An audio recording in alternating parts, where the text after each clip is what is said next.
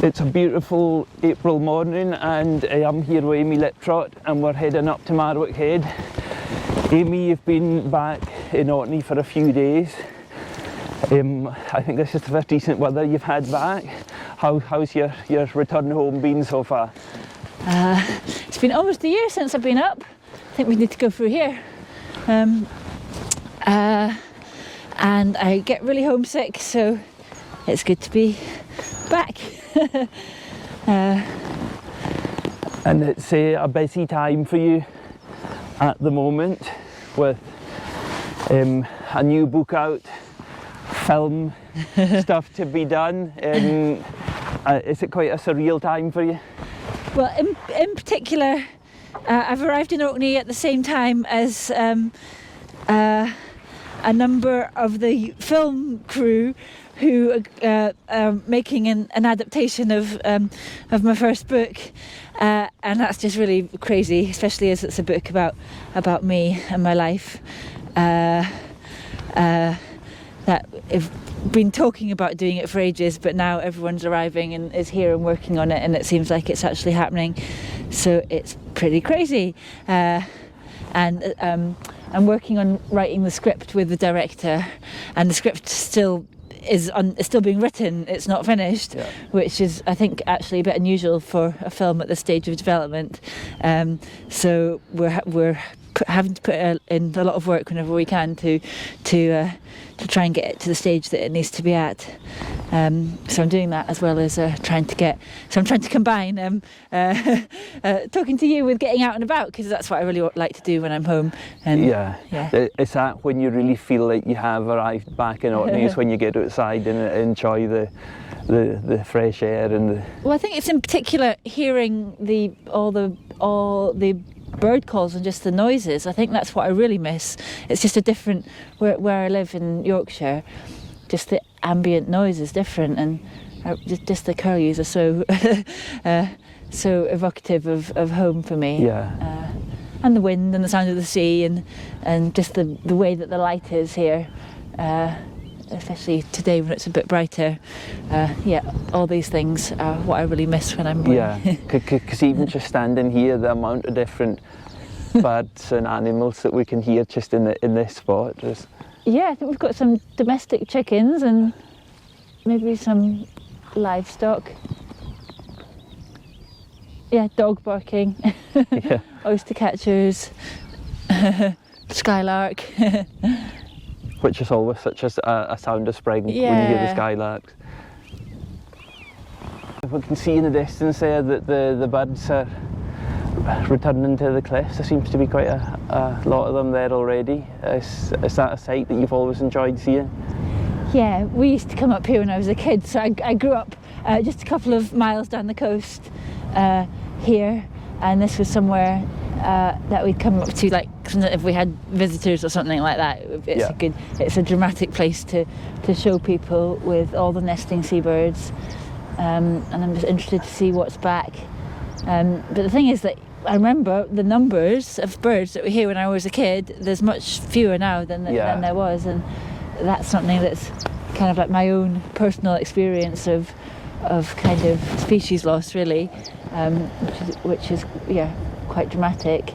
But there's still a good amount here and a good variety of different types of birds, and we'll get along, and I'll borrow your binoculars and try and see what we can see. It would have been a much noisier, livelier cliff face when you were young. We're just at the start of the season now, I guess, so I don't know, it's probably not at its full extent, but there would have been even more like white down the side, and even more particularly the guillemots.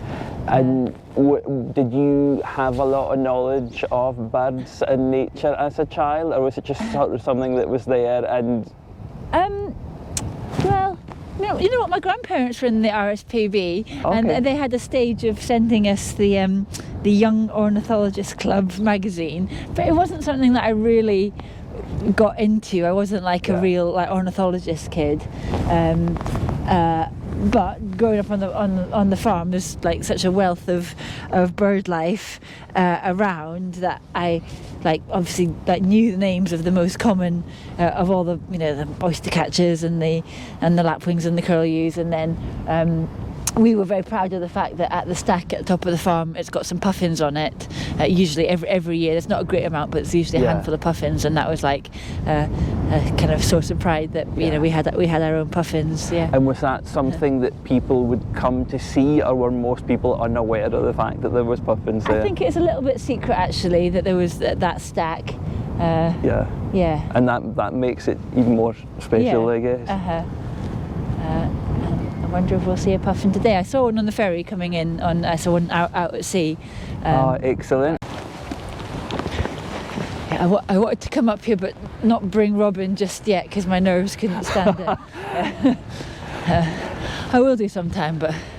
Well, when I think about when I was young and going up to Noop and such and having no fear, I think as children do, no fear of cliff edges and stuff.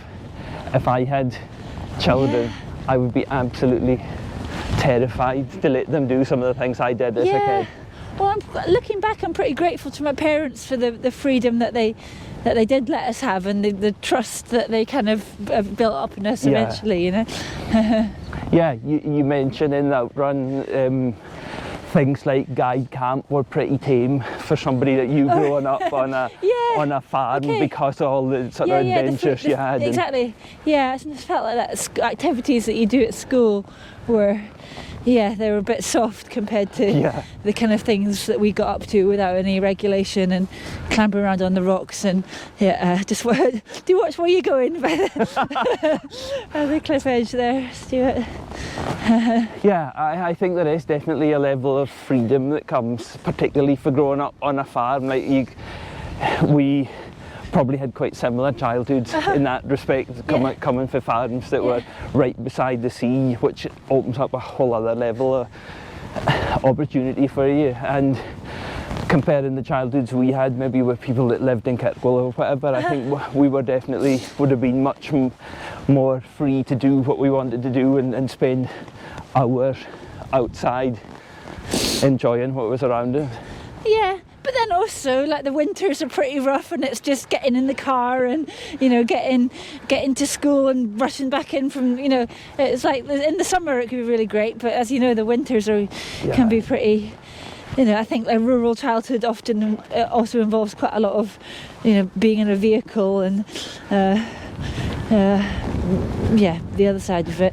But I guess I'm kind of interested in how the places that we grew up in affect our psyches and growing up next to these cliffs and next to this vast horizon is sort of in me for life, and just that kind of sense of the elements and the fact that there's a world out there and and the danger, the sort of this dark kind of very much so. I think because my parents so much drilled into me the dangers of the cliffs, so that kind of the dark side of it is kind of in me as well, I suppose, and respect for the sea and for the natural elements, and I thought it was interesting in Outrun for you make reference to being at Canary Wharf and the wind whistling up the buildings, sort of reminding you of the cliff faces and things.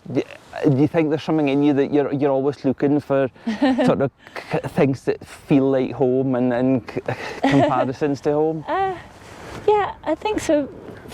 Recently with having children, I keep comparing things to being in the lambing shed. Having a baby brings back lots of memories of the things that you do for lambing and feeding lambs and caring for lambs, and so I guess these things that you experience in childhood, that's kind of the building blocks of who you are, and you want to find those connections. And was that sort of childhood of farming and such was that something you enjoyed as a kid? Was it something you resented? Was it a chore? I think when I was a little kid, it was pretty good. We had caddy lambs and we played out and about, and our friends liked to come over to the farm. But definitely when I was a teenager and I wanted to be in the town and I wanted to buy magazines and listen to music, it didn't seem like where I lived was so far from the things that I was interested in.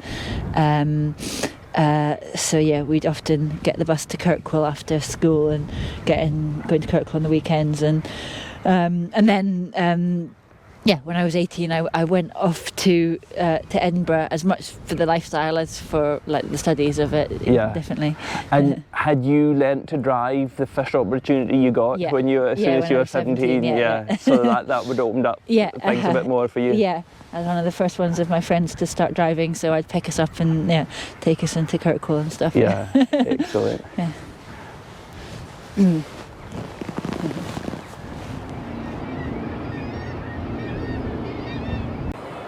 So what are you seeing on the cliffs today? A lot of guillemots down the bottom there, packed together, along with some fulmars.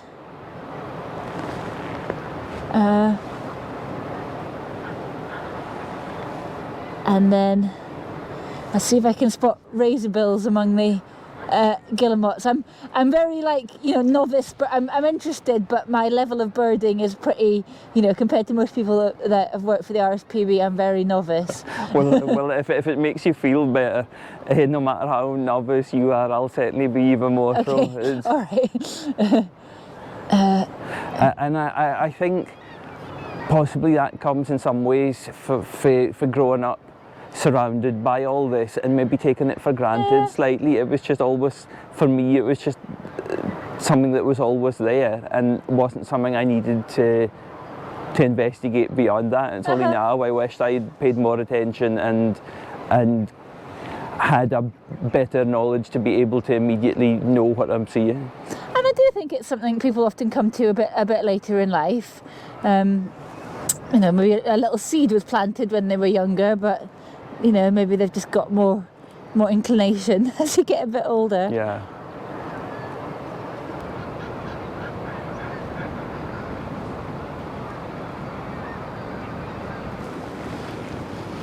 Yeah, and I know that the razorbills are more like a brown colour and tend to be by themselves a bit more and have the bigger beak, but I don't know if I'm seeing one. I know that there's lots of guillemots, but there might be razorbill among them, but I'm not always.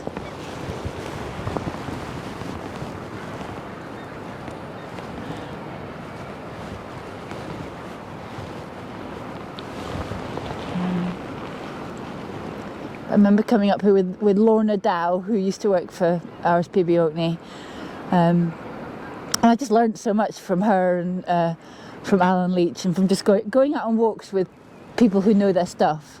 Yeah. So how did your journey with RSPB begin in terms of getting a job working for them? Well, I was home in Orkney and I was unemployed. I was signing on and I was applying for jobs back in London where I lived and not really getting anywhere. And then the job centre were just putting more pressure on me that I had to find something. They were like, you just have to apply for any job. It's like not just like journalism is what I'd worked in before.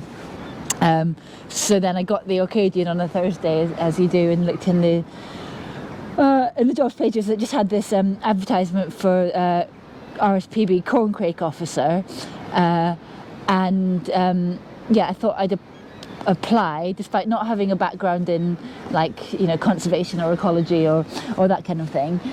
But I'm a farmer's daughter from Orkney, and I knew that the job was going to involve a lot of talking to farmers and knowing a bit about farming. So I think that's why they gave it to me, really.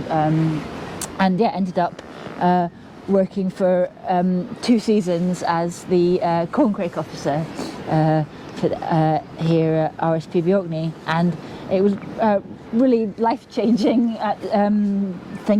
job to get in terms of the new interests that it opened up to me, and importantly new things to write about as well, and experiences that I had doing that job. So what was your knowledge of corncrakes before you started the job?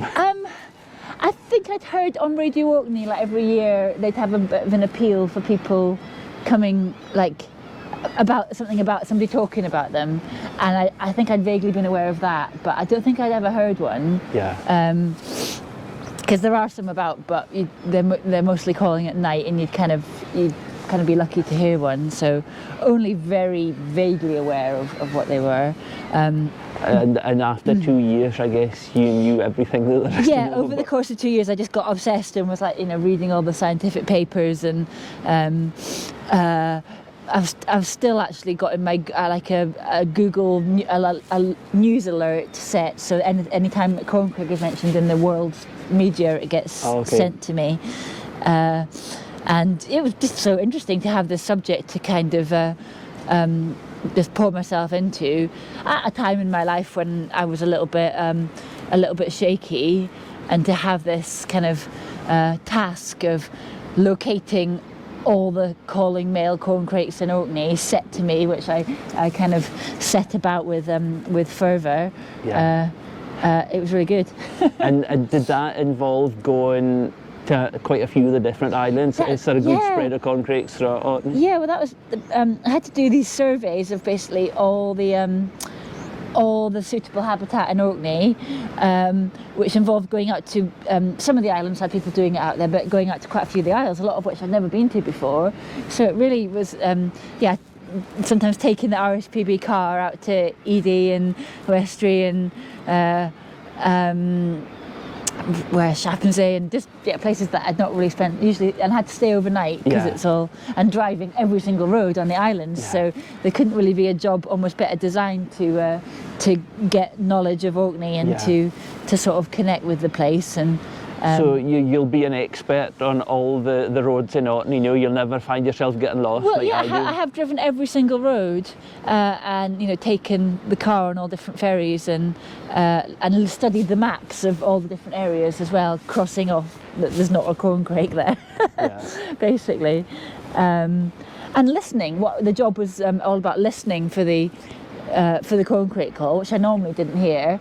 But because I was listening, I heard all sorts of other things, all the other bird calls, and the dawn chorus that would start about 2 a.m. or something, and like just the sounds of the sea and the weather and the domestic animals, and it's a real privilege to just get to listen to Orkney at night, for that to be my job. And I guess a very peaceful thing to be doing, because there wouldn't have been many other people about. And I mean, the thing, because it was over midsummer, of which it just kind of like the sunset sort of changes into the sunrise over the course of the night, and that's the time I would start at 11 p.m. at sunset, and there'd just be a bit of dark around 1 a.m, and then by the time I was coming home at 3-4 a.m. it would be getting light again.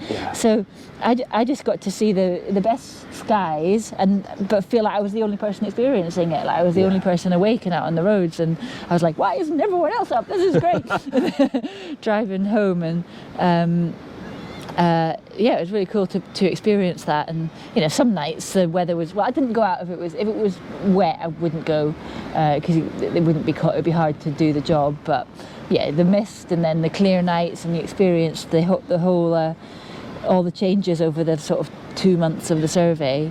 I was really fortunate, and like backing down farm tracks, not in the dark, not really knowing where I was, and getting scared by like scarecrows and funny things, and occasionally I had people coming and knocking on the window or asking me what I was doing, like farmers or police officer once, and and then when I explained to them RSPB Corncrakes, but they didn't know what we stopping the car in the middle of the night, and I guess it does look quite suspicious.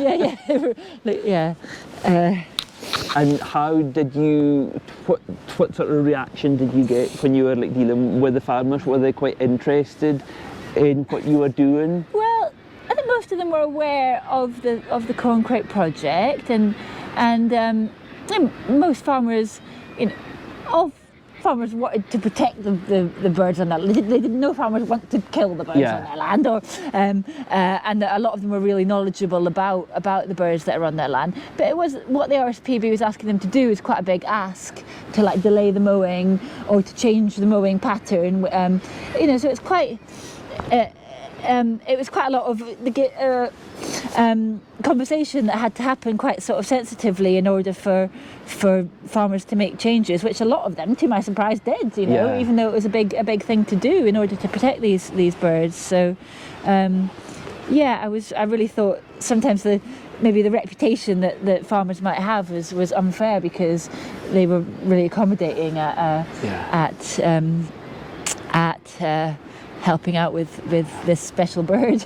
and I guess a lot of them, as things happen in Orkney, a lot of them would maybe have known you or known your dad, and that must have helped. Yeah, I think that's the thing, like the fact that I just understood a little bit about what silage is and when, you know, a bit like about that farming is a business and they've got to like get the silage cut for this time in order to have it good enough, you know, just the fact that I had an understanding of that, and a lot of them like knew my dad or knew of my dad, so I think that made a lot of difference with going in and meeting folk. I want to positively idea razorbill, but either there's none or I'm not good enough at picking them out among the guillemots. I don't know.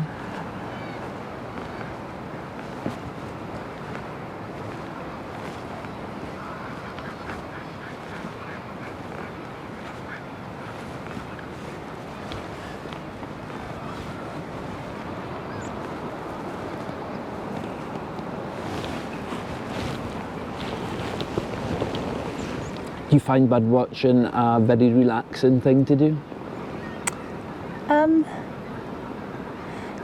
Tell you what, it's a really good contrast to looking at a screen, because it's good to focus your eyes on something just physically for your eyes, to have that contrast between looking close and then looking at a distance. Yeah, I find that just with the bird feeder I've got at the front of the house, I can see for the sitting room window. I really enjoy that thing, or spotting something, getting the binoculars out, putting my phone down and stopping scrolling through Twitter for 5 minutes just to have that bit of relaxation, because as much as I enjoy all the social media and such, like, it is stressful. I think it's a really good contrast to the digital world that we live in. But then I like, if you look at my Twitter, a lot of my tweets will be about birds that I see. You know, I quite like seeing something and then telling people about it or sharing, or, you know. And I think that's a really good, one of the good things about social media is that it's completely opened up places like Orkney, especially, to a much wider worldwide audience, and I think people are really interested to see what goes on in a small place like this, when there's so much to offer in terms of nature and wildlife and just things that people living in cities aren't experiencing in their day-to-day lives.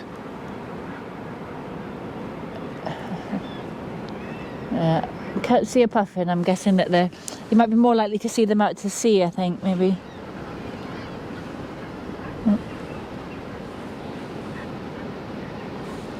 Yeah, I did the sort of the tour of the mainland reserves well in a few weeks after I started, and it was just fascinating to see a proper bird, how they can spot something so far away in the distance. Every so often the vehicle would stop and the binoculars would be produced, and I was like, why are we stopping? Even though we'd be focusing on something on a hydropole. Yeah, and how much richer the world is to him because of that knowledge. Yeah, you know? Absolutely. All these layers are accessible through the knowledge. Yeah, and I guess that is something that you do need to really focus and pay attention to these details, and I think probably the whole digital world has maybe ruined a lot of our concentration skills. And that sort of digital thing is it's a big feature in the Instant. Your book that came out recently, there's a lot of chat about the digital world and your digital life. Yeah, I guess it's just how I and a lot of people live, is, you know, being on devices a lot of the time, and I just found I wrote about it a little bit in the Outrun and found that quite sort of fertile territory, and I just wanted to continue to explore it, and just some of the interesting, weird, amazing situations that all the digital technology that we have allows us to get into. So I write about the kind of wonder and possibilities of digital mapping, sort of like I really like Google Maps and Google Earth and all that. And I write about different apps. That starts off with talking about this app that I use that tells me about the moon, and it sort of texts me when the moon's going to be full. That's the first line of the book is I've been getting text messages from the moon, which kind of sets up, some of the thematically where it's at, and then I go on to talk about starting a new life in Berlin and using eBay and using Craigslist to find somewhere to live, and then using internet dating as well, which is quite a central part of the book, with all the kind of weirdness and confusion and sort of like possibilities that opens up. There's this thing of sort of like fresh air makes you tired. Do you get that when you come back to Orkney? Do you feel it there? Yeah, definitely. I've been eating masses and sleeping loads since I've been home this last week, and it feels healthy. Yeah. And do you think that is the sea air? Because you'll spend a lot of time outside where you live now, but you really find the contrast when you're here? Well, so where I live in Yorkshire is about as far from the sea as you can get in the UK. It's a really nice place, but it's got a lot of other things going for it, but it doesn't have the sea.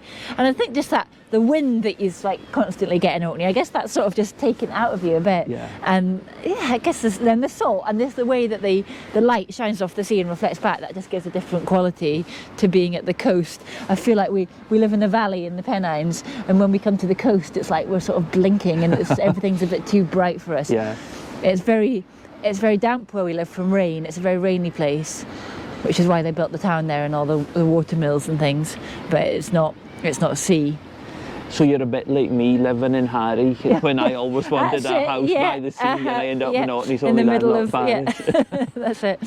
I'm in the landlocked West Yorkshire. There's no coast in West Yorkshire.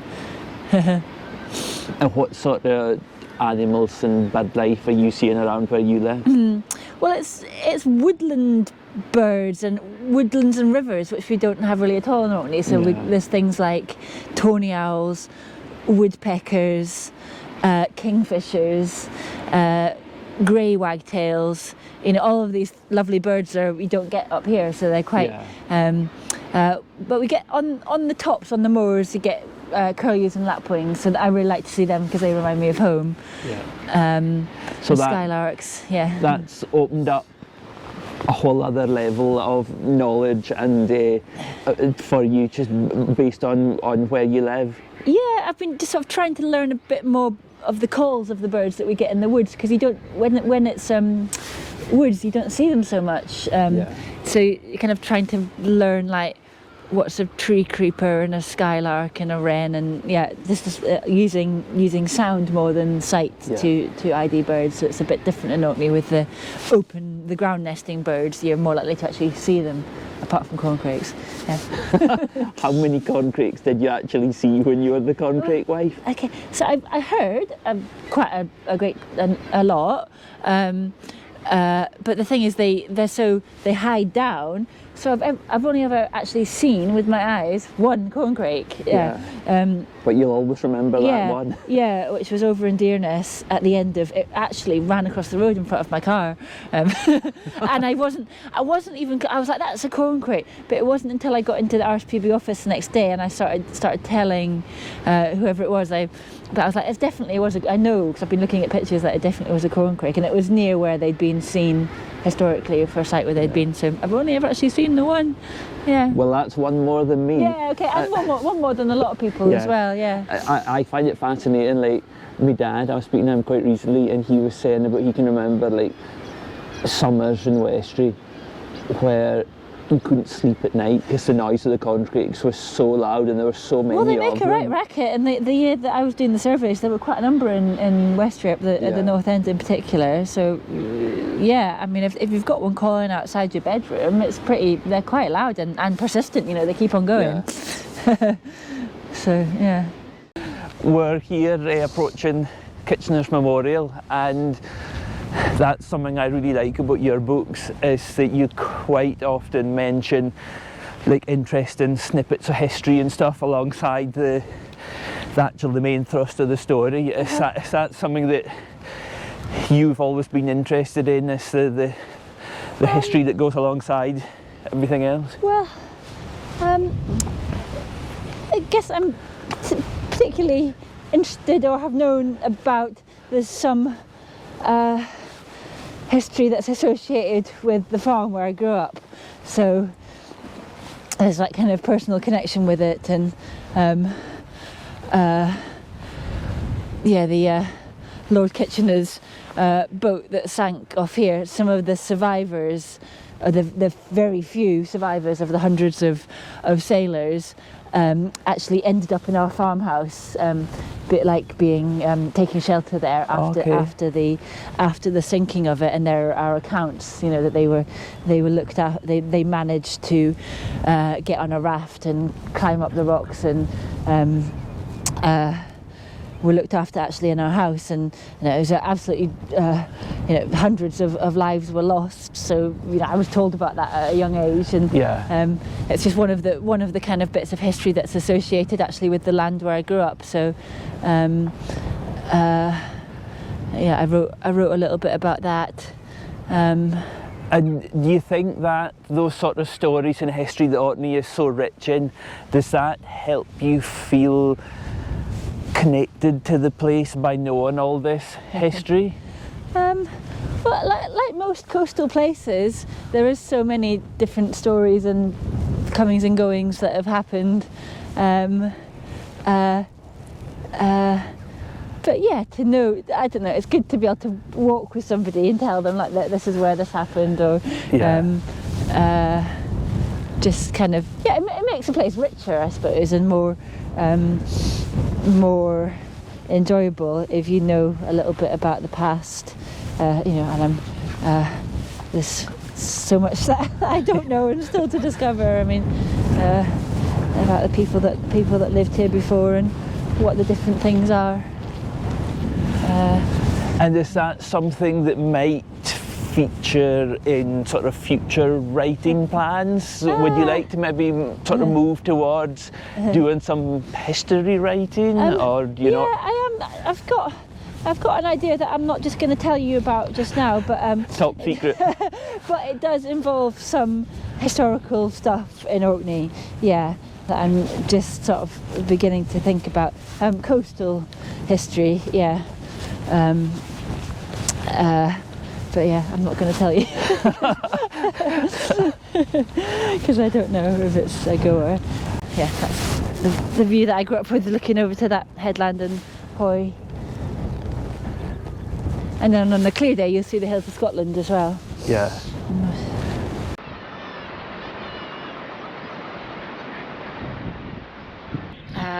I'm going to read a small extract from my book The Instant, which is kind of a memoir about the year that I spent living in Berlin a few years ago. And this chapter is called Diving into Berghain, and Berghain is a big techno nightclub in an old power station in the middle of Berlin that's quite well known. And one night I decided to go there by myself, so I'll read. It's Midsummer's Day, the height of the year, and I'm wearing my seaweed necklace as I approach Berghain. It's Sunday evening and the party is still continuing from the night before. I have a notebook and I'm incognito in black clothes. The building looms above, huge like a container ship, and I'm nervous. Sailors, I'm told, wore one gold earring to pay for their funeral if they were washed up on a strange shore. The club has a notorious and mysterious door policy that sees scores of people turned away every night. The guy in front of me is unlucky, perhaps too drunk. The stern doormen shake their heads and he walks away resigned. But they let me past and I text B, see you on the other side, before I put my phone away for the night.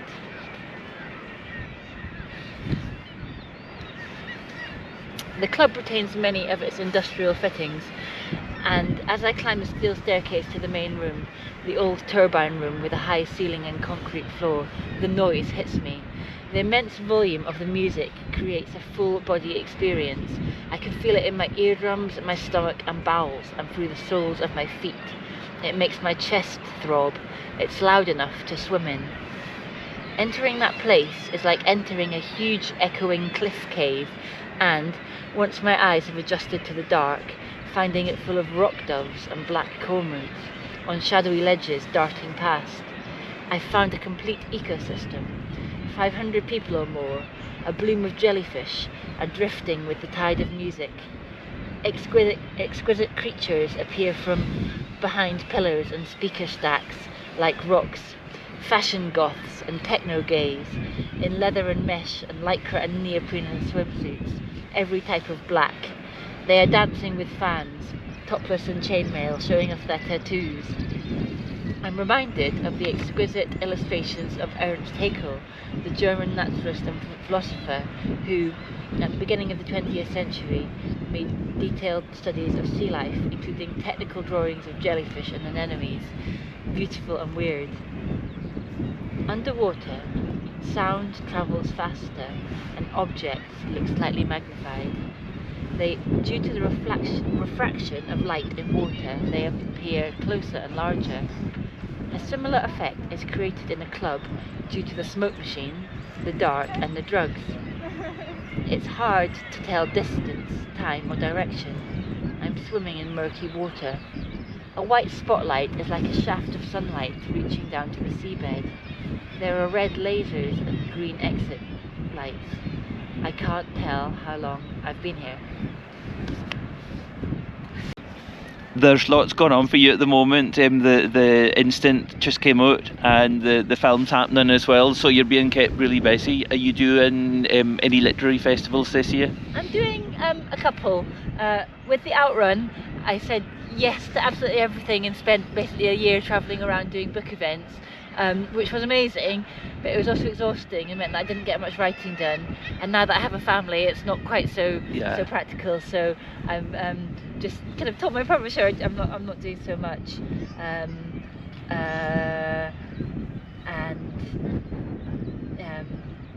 yeah, thinking about other stuff. Yeah, I think the book's kind of so personal in a way, and I feel like I've really given a lot with the book, and I don't want to really be pressed to talk about it more. That's my the book sort of stands alone, and that's what you want to say on the subject. Yeah. I've read a couple of sort of reviews, or well, not reviews, but when people talk about your work, they'll say that it's part memoir, part nature writing. Do you think the nature writing, I guess, could have happened without the memoir part, but do you think the memoir part could have happened without the nature writing? Is that aspect so fundamental a part of your life that had to be included in the memoir as well?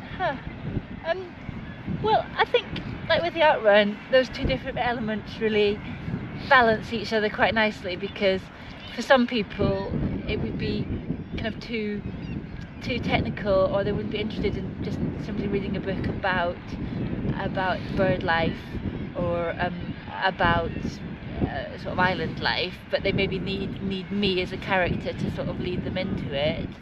But on the other hand, I think if it was simply about my kind of personal experiences and addiction and relationships, that would be a bit much to just read only that. So it kind of gave some wider context and sort of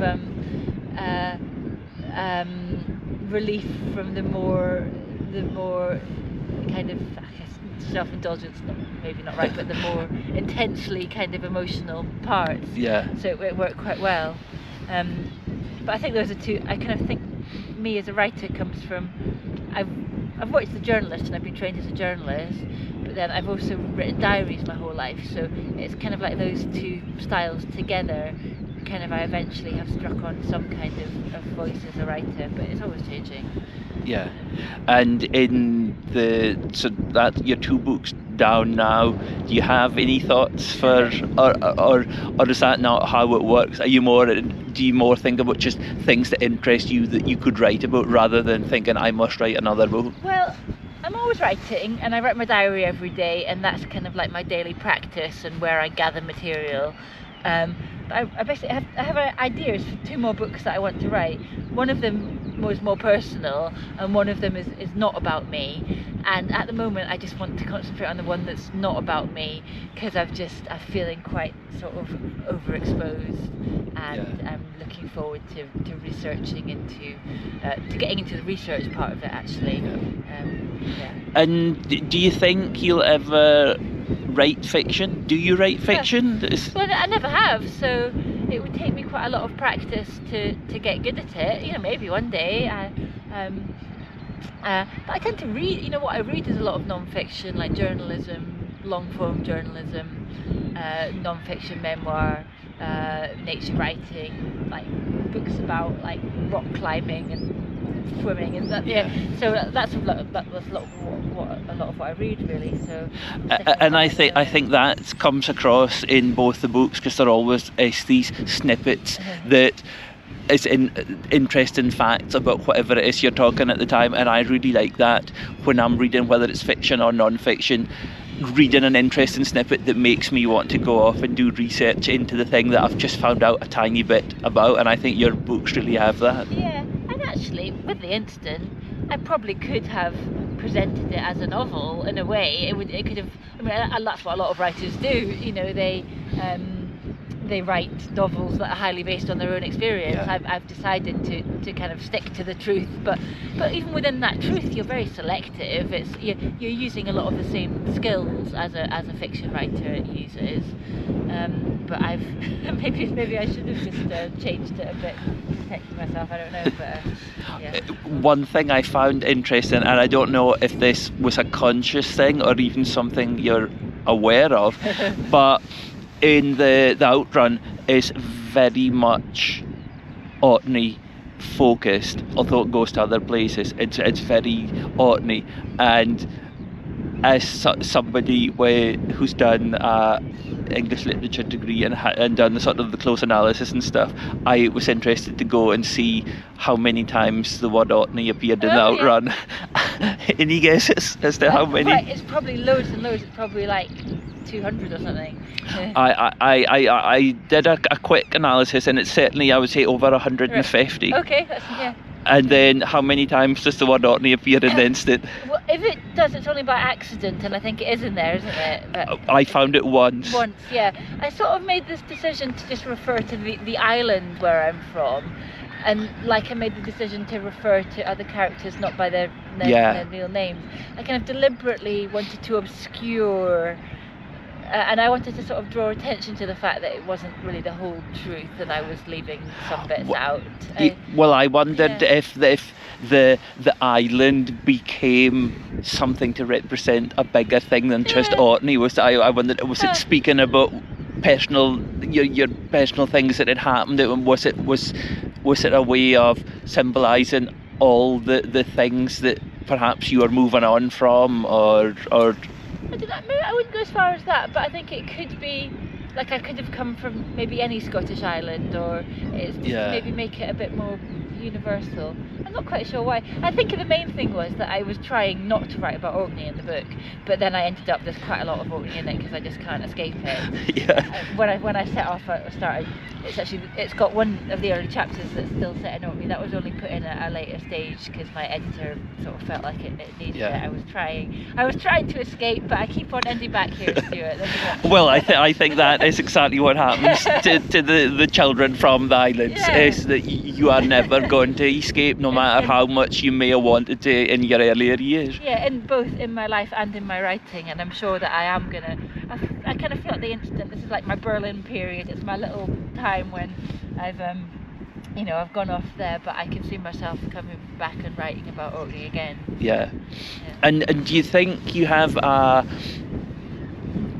better relationship with Orkney now? Has the whole process of writing these 2 books changed how you feel about the island? Definitely, but I think something that definitely changed my relationship was coming back here as an adult. I think living and working here, I think working for the RSPB actually, and sort of the people that I met through that, and the fact that I wasn't a teenager anymore, and kind of the things that I'd been sensitive of as a teenager, which is in particular the fact that my parents are not from Orkney, and I didn't speak Orcadian, and I felt quite out of place, but that didn't seem to matter so much when I sort of chosen to come and live here and work here and be involved in the community. I felt like more accepted, and it was quite and just learning more about the place and writing about it and introducing other people to the place. It's all kind of you know, more connected me and shown me all different sides of island life. And I don't know how you've found it, but to me, I think when Orcadians maybe have that thing of, if they see somebody getting too big, they like to knock them down. But I also think when they see somebody like you who is being successful, I think there's a definite feeling of, look at that lass for Orkney doing really well. Have you got that sense? Well, I've really just felt I've only had sort of positive feedback and felt supported from Orkney. I'm sure, like, my books or whatever, not everyone's cup of tea, but I've not heard about it personally. So I've been actually really, like, people that maybe I wouldn't have expected to pick up the books, or you know, I've heard that they've read them and enjoyed them, and they've had sort of supportive kind of messages. So it's been really amazing. Yeah.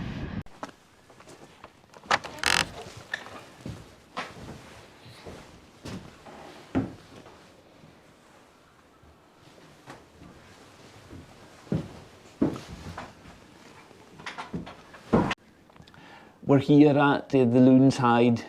Is this somewhere that you used to come fairly regularly? Occasionally. It's not so far. It's a couple of miles from where I grew up, and yeah, we knew about it and would sometimes come here. And is bird watching something that you do at?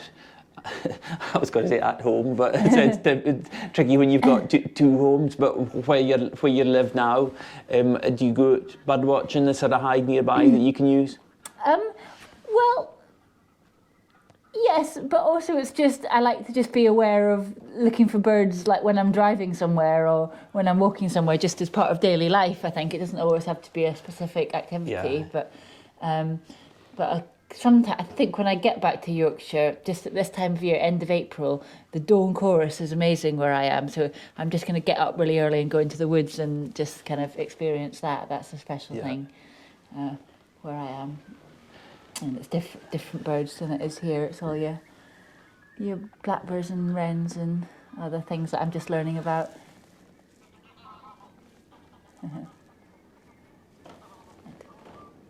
And in the instant, you talk about your adventures in looking for goshawks in Berlin. Yeah, so I moved to Berlin, and a friend of mine from back in the UK who knows particularly about birds of prey told me that there are a large number of goshawks, which are a bird of prey which in the UK it's very rare to see, but there's enough of them in Berlin that you can see them quite regularly. If you just have a little bit of an idea of what you're looking for, you're quite likely to see them. And indeed, I went out to the big park, Tempelhoferfeld, in the middle of the city, and just walked around for a bit, and I saw one, and I saw them quite regularly. These pretty big, fast, impressive birds of prey, as well as kestrels. Yes, interested in writing about that. About urban wildlife, really, and about the fact that it's not you don't have to go out to the most remote countryside places in order to see nature and wildlife. There's a lot of it in the cities, and there's a lot of it in particular in Berlin because there's a lot of trees and a lot of parkland, and the other thing that I found out about was that there are a huge or large population of raccoons in the city, which are not even a animal that's native to Europe. They're an American species, but they have been introduced and now have thrived. And there's hundreds and thousands of the animals just living like in among humans in Berlin. So I kind of really started asking people if they'd ever seen one, and it turned out that a lot of people had had encounters or sightings with raccoons, and tried to see one for myself, and I never saw one the time that I was there. However, my kind of attempts to see one and to go walking around the city at night looking for them and asking people if they'd seen them, that kind of ended up being quite fertile to write about. Just it was a kind of a way into writing about the city at night and describing all the people that I saw, and the drug dealers in the park, and the people leaving parties, and what the sky was doing, and all these kind of things. Yeah, I guess that the sort of urban wildlife and such, like, it's a bit like here where you maybe take it for granted because you're just sort of surrounded by so much nature. It's all about just opening your eyes and taking that time to really properly look at what's around you. And I guess that's the same for like city wildlife. That you really do just need to pay attention to your surroundings. I think as I lived in the city before, now I was back living in the city, but I realised there's different ways of living in the same city. You can pay attention to different things. You can get up early in the morning to go and look for goshawks rather than staying up all night at a party, but you're still kind of up in the dawn time. And just for very different reasons. Yeah. So I feel that for what we've talked about today, a few minutes like this, just sitting, doing a bit of bird watching and enjoying the sounds and sights of nature. Yeah. It's a bit of a rarity for you at the moment. There's lots going on. Those lapwings over there are fantastic. Look at them, they're displaying. That is amazing. And I love their call. I've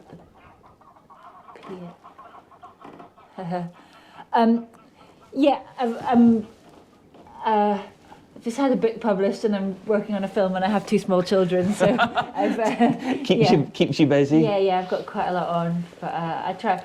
But just for getting out, for me, it's just really important for keeping myself well and sane and balanced and sober.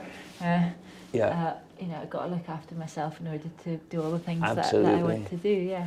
And I guess sort of we're doing this for Orkney Nature Festival, and that's probably a really important point, is that for health and well-being and mental health and such, like, getting outside is just such an important thing, and it does help to relax and just keep you stable, I guess. Yeah, if in doubt, get out. That's sort of a bit of a, like, something I kept with small children. Like, often when everyone's a bit grouchy in the late afternoon, I just take them out for a walk, and it tends to be that we calm down, we go into the woods or something.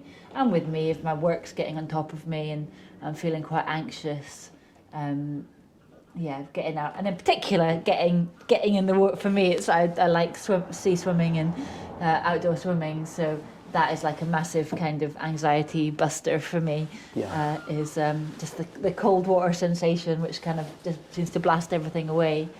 And that featured a lot in the Outrun, and I think when the Outrun was published, which was 2015, was it? 16? Beginning of 2016. 16, yeah.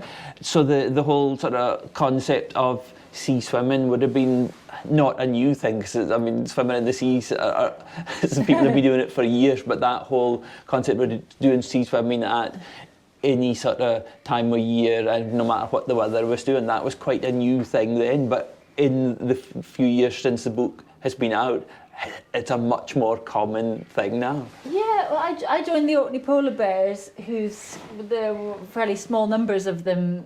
There was usually about 5 people swimming when I joined the group, and maybe a few more who came occasionally. But since then, the Orkney Polar Bear group there's huge numbers, and there's people out every day at all different parts around Orkney.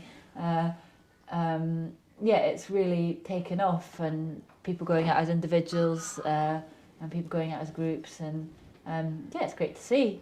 Yeah, I'm sort of cautious with being a proponent of sea swimming, just to always like emphasize the safety concerns, because I do, you know, the sea is powerful, and around Orkney it has currents and forces and waves, and you know, growing up in Orkney, it was very like instilled in me about the power of the sea and not to get in the sea, really. Yeah, anybody who's thinking of taking it up, like, it's best to go with other people, and or to begin with anyway, and make sure you're cautious. I would just worry that someone's going to hear me and get in trouble, which, you know, it does. Those things, you know, and hypothermia is also a real thing that happens. So. So you need to know what you're doing. Like when I swim, if I swim by myself, I will stay in for a very short time, like, you know, a couple of minutes, and I will stay very close to the shore, like, you know, in standing, you know. So it's not like I'm heading out to sea alone, kind of thing. Yeah. This one. So as we said, you're a very busy lady at the moment, so I'm not going to take up too much more of your time, but I have had a really fantastic morning out enjoying some of the sights and sounds in Orkney with you, and thank you very much for joining me and taking part in this Orkney Nature Festival event. I think we're going to finish off with you doing a reading for the Outrun, so I'll let you introduce that, and thank you very much. Thank you for having me, Stewart, RSPB and Orkney Nature Festival, and just going to read a little bit from the first chapter of the Outrun. On my first day back, I sheltered beside an old freezer down by some stinging nettles and watched the weather approach over the sea. The waves crashing did not sound very different from the traffic in London. The farm is on the west edge of the main and largest island in Orkney, on the same latitude as Oslo and St. Petersburg, with nothing but cliffs and ocean between it and Canada. As agricultural practices changed, new building and machinery were added to the farm, but the old sheds and tools remain, corroding in the salty air. A broken tractor troughel acts as a sheep trough. Stalls where cattle were once tied are now filled with defunct machinery and furniture that used to be in our house. In that byre, I strung a rope swing from the rafters and hung backwards by my knees over a gate that's now rusting into the ground. To the south, the farm stretches along the shore to sandier land, which becomes the Bay of Scale, a mile-long beach, where the Stone Age village Skara Brae sits. To the north, the farm follows cliffs up to higher ground where heather grows. Each film has a prosaic name: Frontfield, as you come up the track to the house, or Lambing Field, sheltered on all sides by dry stone dikes. The largest of the fields, the Outrun, is a stretch of coastland at the top of the farm where the grass is always short, pummeled by the wind and sea spray year-round. The Outrun is where the ewes and their lambs graze in summer after they are taken up from the nursery fields. It's where the Highland cattle overwinter, red and horned, running out under the huge sky. Some historical agricultural records list farmland in two parts: the in-by arable land, close to the farm steading, and the out-by or outrun, uncultivated rough grazing further away, often on hillsides. In the past, outrun was sometimes used as communal grazing for a number of farms. This land is the furthest reaches of a farm, only semi-tamed, where domestic and wild animals coexist, and humans don't often visit, so spirit people are free to roam. In Orcadian folklore, Trowies are told to live in communities in mounds and hollows of the hills, and there are tales of Hillians, little folk who emerge from the rough land to make mischief in summer. In a photo of the Outrun from the early 80s, I ride on Dad's shoulders as he and Mum show visiting English friends the desolate-seeming land they have bought.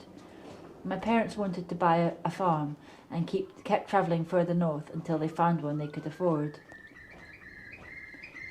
Family and friends were lovely curly, were surprised and unsure if they could make it work, as were locals. Orcadians had watched many idealistic southerners move to the islands only to leave after a couple of winters. I grew up here next to these cliffs. I have never been afraid of heights. Dad would take us cliff-top walking as children. I'd shake free of Mum's hand and look over the edge at the churning water below.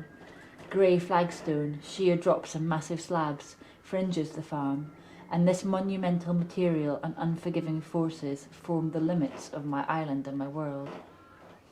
We once had a dog that went over.